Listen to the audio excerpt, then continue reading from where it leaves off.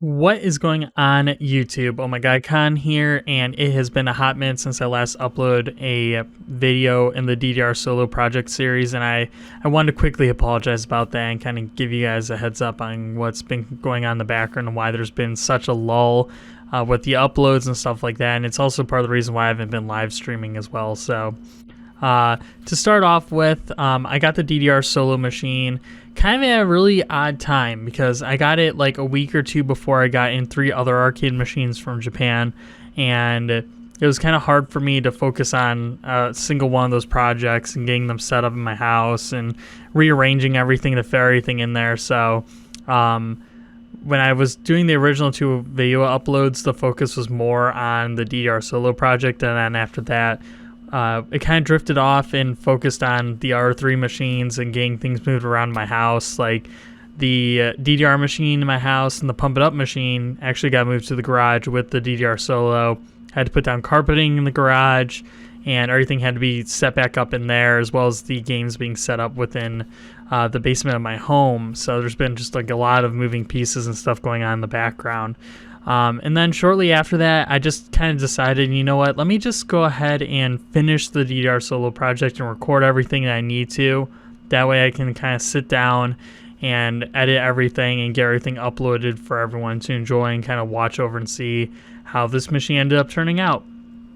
With all that said though, this is a little bit further down than I had even planned for episode 3, and there was one other big particular reason why that was, and that was because I had to build another computer, unfortunately. There wasn't really necessarily anything wrong with my current computer.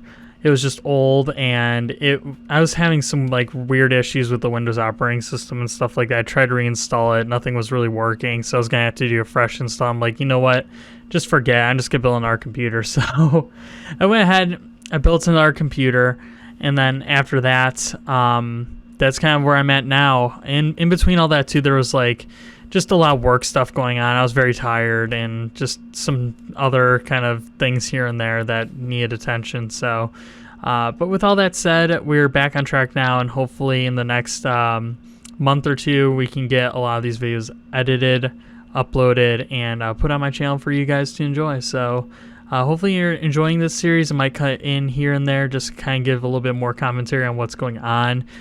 For instance, this first part where I'm just cleaning the inside of the machine, I didn't really have an intro apparently, or I lost a video clip. I think actually what happened, now that I think about it, is I think I uploaded or saved the video to a GoPro, and that GoPro I had issues with up front, so I think that was one of the first clips that used it, and I lost like 2 or 3 video clips off of it at that time, but it wasn't really anything important. It was like 3 intros and me testing the video footage, so oh well. But anyways, hopefully that clears up some things and you guys can enjoy the rest of the video. I'm going to shut up now and only interject if I need to. Alright guys, so here is the update after I cleaned the middle section of the back door area of the DDR Solo machine.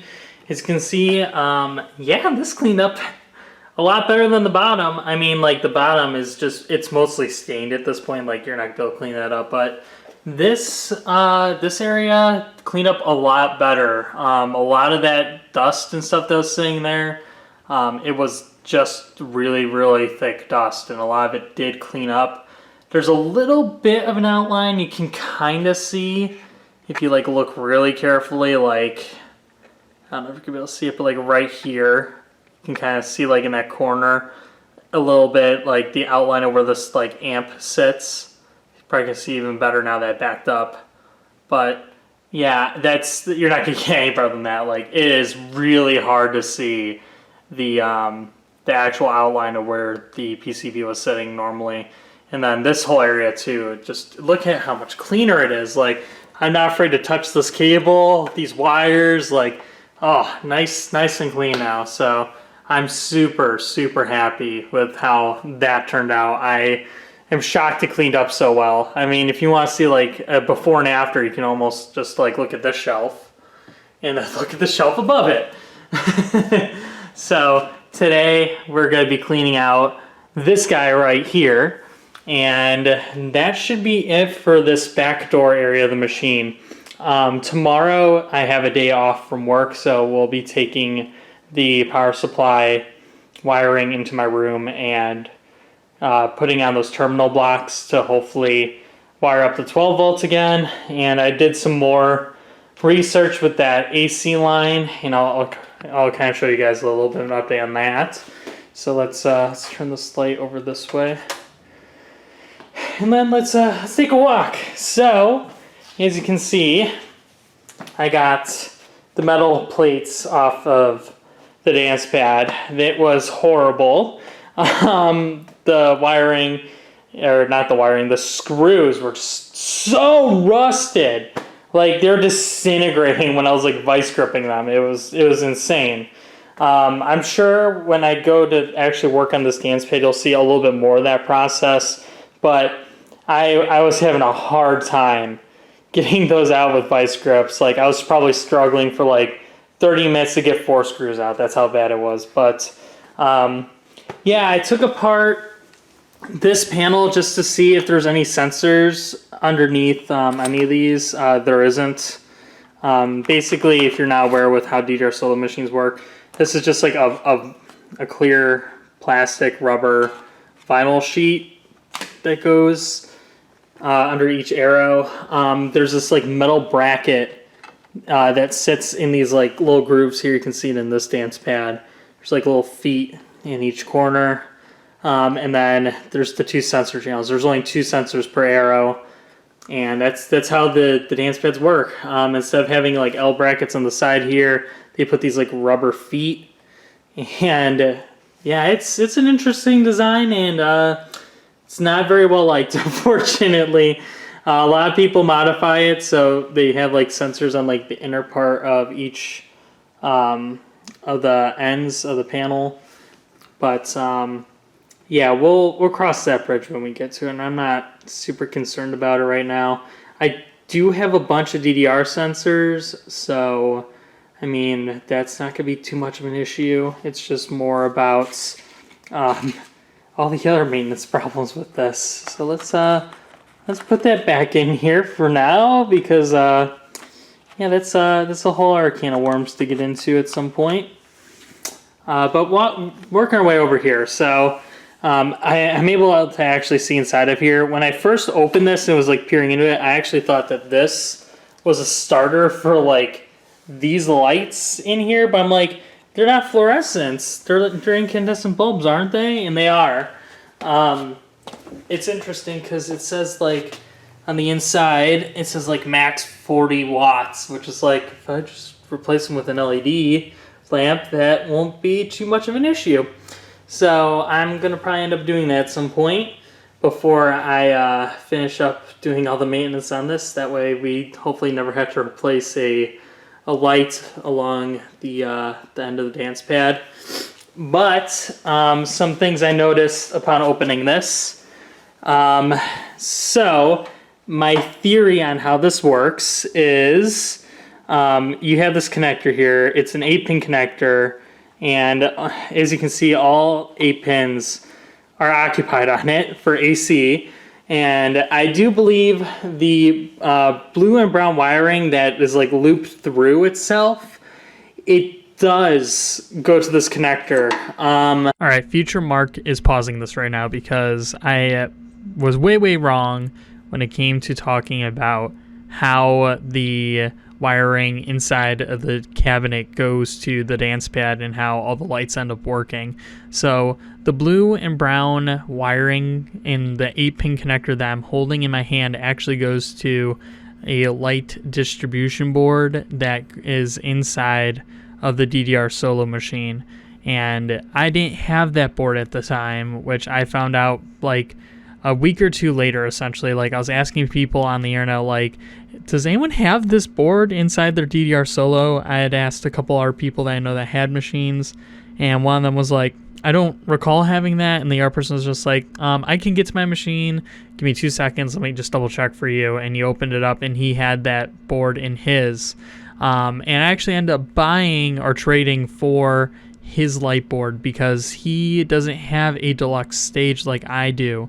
So it's actually absolutely useless being in his machine. So I kind of lucked out there and ended up getting that light board in a little bit further down the line in this series. So we're just going to jump ahead to the part that's more prevalent to the video and actually is factual. So hold tight.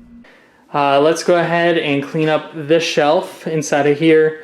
We'll also remove the cam to that lock, and we'll be in good shape to go ahead and finish up this part of the DDR Solo machine, and then we can move our way up and start working on that shelf and the monitor in it, which I am not having high hopes for, because guess what I found? This is what I found. This looks like a horizontal or vertical IC chip connected to a heatsink. So yeah, that's not good. I'm hoping that I'm just very lucky in that for some reason fell off of something else from some other electronical component or electronical chassis or game board or what have you, but considering it was inside the DDR Solo machine with the back door closed, I'm fearing the worst. So anyways, that's gonna be it for now. We'll cut to the camera of me cleaning this shelf area here, and we'll kind of go from there. So stay tuned.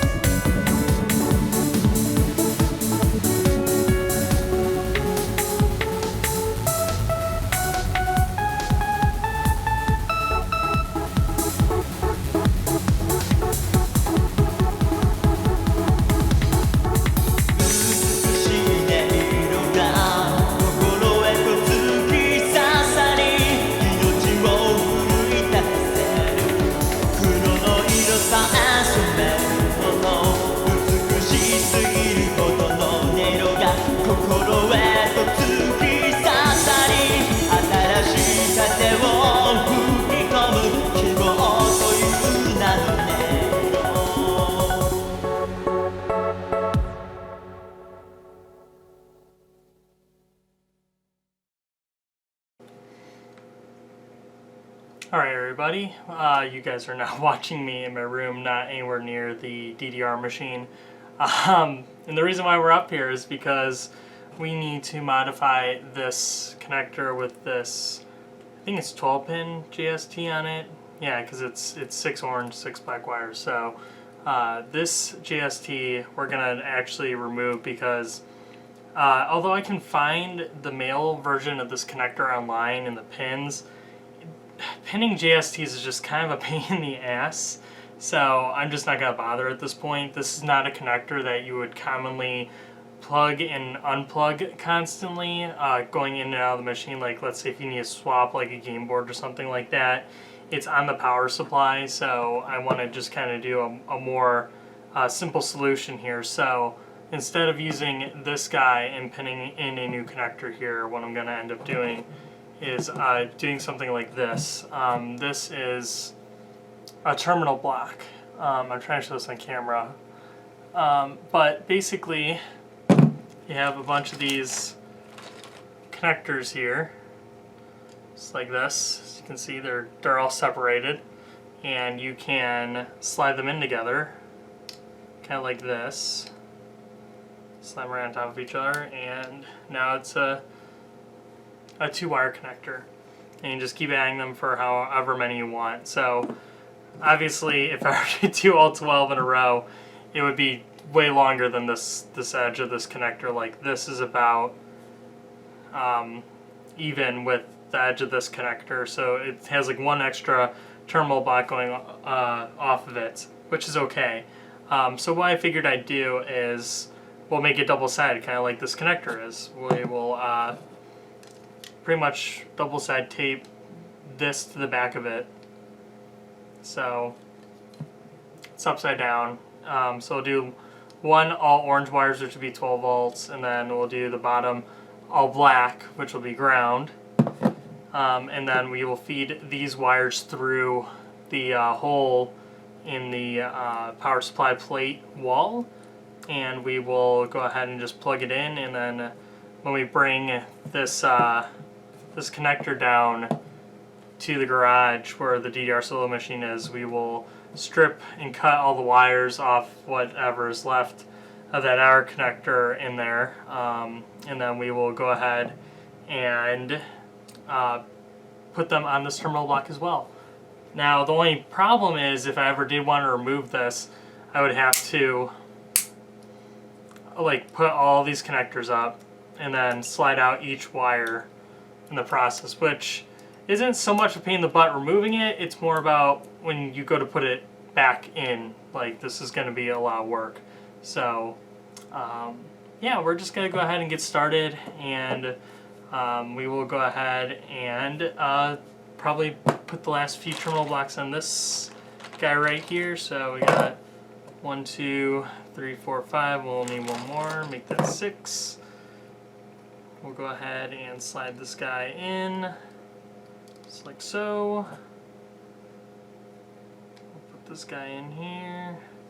I'm trying to stay on camera, by the way, but this is kind of a really awkward position to be filming in. I'm actually like sitting on my floor in my bedroom, which was not really the intention. I got this big ass box in the mail full of like Japanese stuff, so that's just kind of what we're using as a makeshift table right now, because my workbench in the garage, which is the old Pump It Up DX cabinet, is absolutely full of shit right now.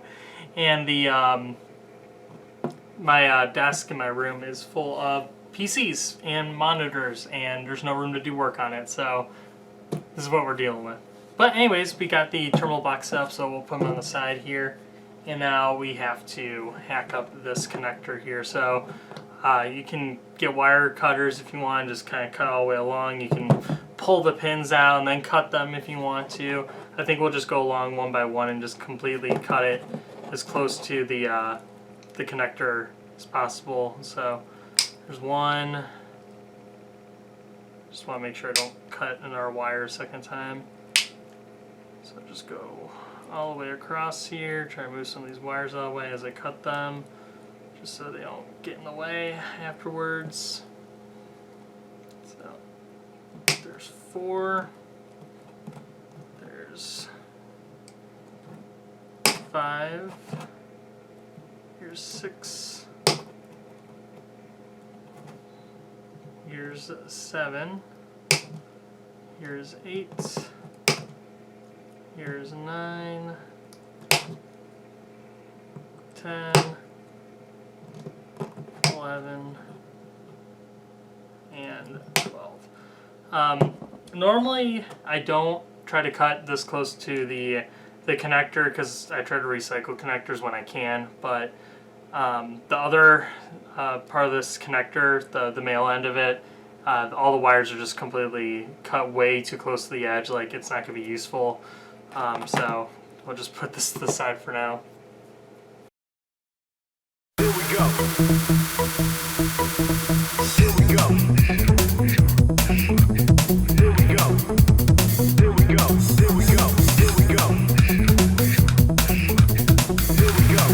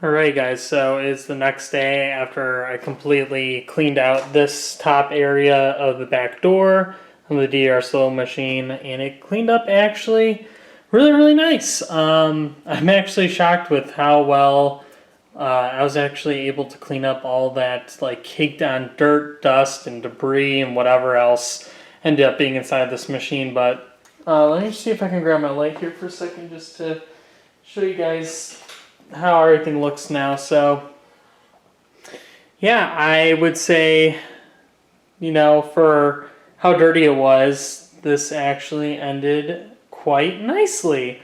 So with that said, now we have to start putting everything back in. And in order to do that, let me put this light back down. I went ahead and I opened the amp and made sure everything was good in there. I blew out what little like dirt and stuff was in it. There wasn't much, so we're gonna probably start with putting that in there, in that bottom shelf. The next thing I'm gonna do, I'm gonna remove the cam off this lock, so I'll be able to open it on the other side whenever I start working on the front of the machine. And then I need to figure out if this 573 works, which is under that green arrow there. And we need to wire up the power supply with this hacked up 12 volt connector. I do have the terminals, excuse me, I have the terminals with me. That wasn't awkward, but they're right here as you can see. I should have shown in our video of me like making these for the most part. Now the wiring is kind of short on the end, unfortunately, and it's because the GSTs are just so big, they stick out really far in the power supply. You can kind of see here, like there's actually, they stick quite a bit in inside this power supply unit. So when I if I were to plug this in, like right here, you know, if I were to feed it through, it will barely fit. Now it's not going to go through up here, it actually goes through the hole down here, but in order to get both of these through, it's going to be really tight. And the other problem is the clearance from the end of this to the end of the cabinet is like this. It's not much to work with. So like these cables for the JSTs popping out, it pretty much just kind of goes either direction immediately, and it's super tight. So with that said, these blocks will probably have to sit inside of the power supply unit regardless at this point. So it is what it is. Last night I also went ahead and took off this back door up here just to see kind of what's going on. And yeah, I mean, the neon that's up there, the one neon that's left on this machine, it's definitely broken. The end of it, the tube is shattered. I've been debating what I want to do with that. So one option would be to get 2 neons remade for it. I have no idea what that would cost. I really don't. Or I can put an LED like replacement inside of it. And I think I found a pretty nice replacement. And for me to get like an LED strip and the relay to power it and everything, I think it's gonna turn out to be like $30 or something like that. It's actually pretty reasonable. So I think I'm gonna actually go with that for this. And then it will probably save me a lot of electricity too, because turning on and off fluorescent tubes is probably not super very energy efficient, but anyways, that's kind of where we're at right now. So I am going to go ahead and probably start with the amp, take that cam off, and then we will go ahead and start figuring this mess out, and we will hopefully be able to get everything in here and no complications. Fingers crossed. But I guess without further ado, let's get into it.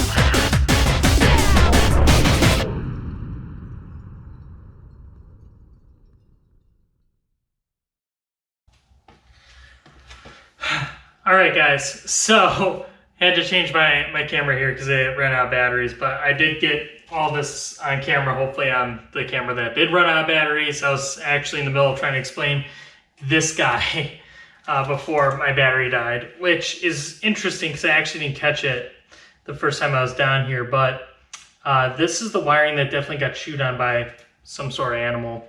And as you can see, like, I'm gonna have to cut back some of this wiring, and we'll use like basically from here and then connect it to the power supply.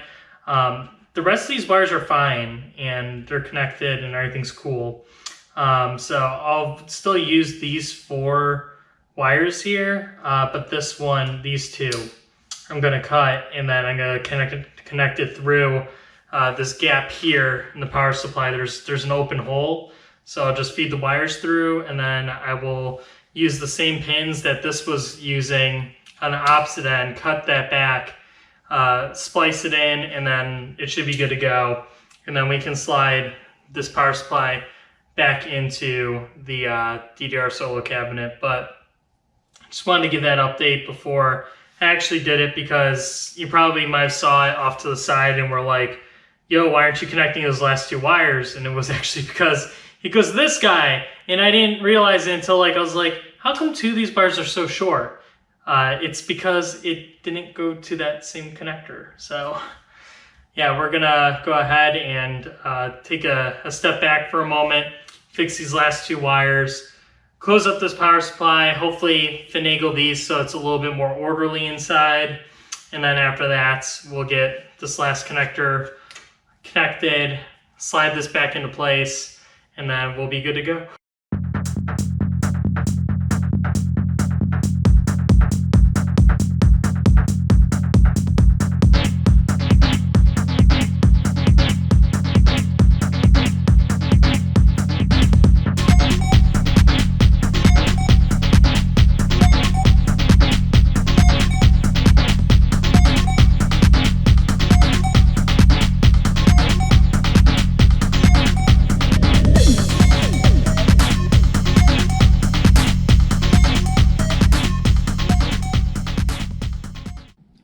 Alright guys, I'm filming this on the GoPro because my R camera is dead and it still is not charged enough for me to use it, and I need to kind of wrap things up for the night here. So I put in the amp, as you can see right there, and then the power supply was slid in and put into place. The only thing I did not show on camera was really putting on this black plate that goes around and kind of like mounts this to the outside piece of wood. The only reason why I didn't film it was because I was missing screws and was digging around trying to find some screws that would match. I had almost enough for the whole thing, just not here and here. I found some replacement screws, so thankfully it's all mounted and it is definitely secure. It's not going anywhere, which is good, because when I bought the cabinet, this was just floating around on the inside. It wasn't mounted at all. So I was really concerned when I saw that. I was like, uh-oh, like, what kind of damage has this done? But looks like it was relatively minimal. If you look over here on the left-hand side, though, you can see I did not plug in any of these AC power cables. And the reason why is for a few reasons. One, I have to still plug in the grounds. Those just can screw in to the top of the power supply unit in these like little points here. But the main reason really why is because I don't want to turn this on and then this is like wired incorrectly. This wiring is still hacked up over here. It's just gonna have floating AC, which is a horrible idea. And one of these connectors right here, these 3-pin ones, goes to the monitor, and I know the monitor's gonna have issues. So I've been working on a couple things in the background. One, I was looking at seeing if I could get the chassis potentially repaired. That's gonna cost about between $100 and $200 is my guess, without parts and labor, essentially. So bare minimum between $100 and $200. The other option is that I could potentially find a replacement monitor, and the only reason why I'm pretty confident that this monitor is not going to work is one, there's a piece of the monitor just chilling on the inside, and it looks like it might be like a horizontal or IC, horizontal vertical IC chip, something, I don't know. But it's attached to a heatsink, so that tells me that where that part is, it has a tendency to get really hot and it needs to dissipate the heat. And that means that the chassis needs it in order to operate, more than likely. So I also was kind of digging around, excuse me, digging around on like Craigslist and stuff like that, just to kind of see what my options are if I want to replace the monitor entirely. I did find some guy locally that has a monitor that is a 27 or 29. He said that he was pretty confident he had a tri-sync flat screen monitor, which is exactly what I would love to have inside this DDR Solo machine. And he said that he would sell it to me for $100, but he's not currently available. He's going to be gone for a little bit. So I'm waiting for him to get back to me with some details. But that's the other stuff that you don't really see in the background, and kind of like what's going on with the repairs of this. Really the next step here will be kind of like removing this vent up here and seeing if I can inspect the monitor chassis a little bit better, because obviously if I go down here, I don't get a very good vantage spot, and I want to avoid having to remove the monitor entirely if I can avoid it right now, because monitors are very, very heavy. This cabinet is very front heavy too, so when I remove it, I don't want it to like fall over onto me. That'd be like the last thing I want. And moving and working on CRTs is very dangerous. So I don't want anything to do with them if I can avoid it. It would be great if for some reason that part right there was not from this chassis and was randomly thrown in there for whatever reason. I don't think that's the case though. So I'm gonna probably have to remove it at some point, but I want to inspect and see what's going on with that. And in the background, I'll probably start ordering parts for the neons up here, which in a previous part I kind of explained. I'm pretty sure I'm going to replace the neons with LEDs, and we'll buy a 5-volt relay so we can go ahead and power them whenever the cabinet tells it to turn on. The only other thing left to do in here too is to figure out what's going on with the 573. It's sitting right there, and if this does not work, the good news is, believe it or not, I found someone on Craigslist that is selling a 573 basically 20 minutes away from me. So I'm going to probably go pick it up next week, and I'll have a spare 573 on me in case that one doesn't work. We can go ahead and move the digital I/O and the harnesses off of this one and put in the other one, and then hopefully that one will work, because my only concern is that's been sitting for so long. It makes me wonder that maybe that was the culprit the whole time and the whole rest of the cabinet went to disarray in the meantime while that sat not working. So we got some background stuff to work on realistically right now, outside of the 573. I might be able to hook this up to my cabinet, my doubles cabinet, just to see what happens. I'm not quite sure yet what I want to do. I'm going to have to figure it out relatively soonish, because that's going to be a big stopping point for me at this point in time. But yeah, we're pretty much wrapped up with everything on the backside of the cabinet too. So the other option in the meantime would be to flip this cabinet around, drill out the coin door lock, and potentially see if we can replace the lock also down here where the 573 sits, because that lock needs to be replaced as well. And we'll just kind of check the condition of everything else. And then also, one thing that I kind of thought of as I was talking too, I think I will turn on that power supply. I won't connect the AC cables to it, except for the one that loops through. But I'll only do that obviously after I fix the AC wiring down there. That's kind of messed up at the moment. And then once I'm able to turn on the cabinet, because there's a kill switch up here, there's a kill switch right here. Basically it loops through twice. So if none of the ACs are all connected together, there's going to be an issue. So once I get all that patched up and everything's good to go, I will plug in the necessary AC power cables, and we will see what happens when we turn this on. Obviously, we'll not have the monitor plugged in.